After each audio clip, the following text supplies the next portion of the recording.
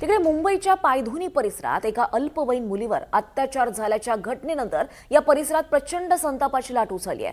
7 वर्षांची चिमुकली बाहेर बाथरूमला गेली होती आणि त्यावेळी बाथरूमला जातानाच या नराधम वॉचमनने या चिमुकलीला एकटं हेरलं आणि गोडाऊनमध्ये नेत तिच्यावर अत्याचार केलेत। बराच वेळ झाल्यानं चिमुकलीच्या आईनं शोधाशोध केली आहे। त्या दरम्यान गोडाऊनमध्ये संशयास्पद गोष्टी घडल्याचा 2 महिला अंदाज झाला आणि यावेळी त्यांनी गोडाऊनमध्ये जाऊन पाहिलं तर ही मुलगी अत्यवस्थ अवस्थेत होती आणि त्यानंतर स्थानिकांनी त्या नराधम वॉचमनला जोरदार चोप दिलाय आणि पोलिसांच्या ताब्यात दिलाय। दरम्यान सध्या या पीडित मुलीवर रुग्णालयात उपचार सुरू आहेत। या घटनेच्या निषेधार्थ नागरिकांनी पायधुनी पोलीस ठाण्याला घेराव घातला होता। या आरोपीवर आज विशेष पॉक्सो कोर्टात सुनावणी होणार आहे।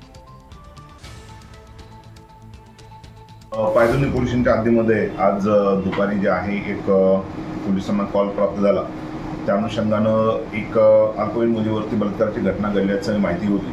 त्या अनुषंगानं पोलीस स्पॉटवरती जाऊन जे आहे की पोहोचलेले होते। संबंधित जे आहे आरोपी ताब्यात घेतलेला आहे आणि या अनुषंगानं जे आहे आपण रितसर FIR दाखल करून अधिक तपास चालू आहे।